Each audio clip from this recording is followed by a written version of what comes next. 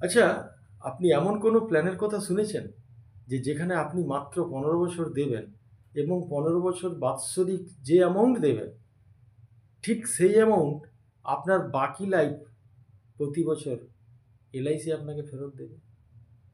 এছাড়া আপনার ১০০ বছরের পলিসি ম্যাচিউর হবে, সেক্ষেত্রে আপনি একটা huge capital appreciation, huge fund আপনি ক্রিয়েট করতে পারবেন।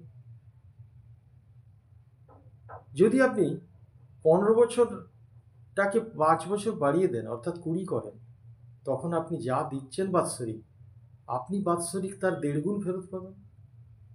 যদি আপনি ওটাকে ২৫ বছর করেন, তাহলে আপনি যা দিচ্ছেন বাৎসরিক, আপনি বাৎসরিক তার ২ গুণ হারে ফেরত পাবেন, up to 100 years of age.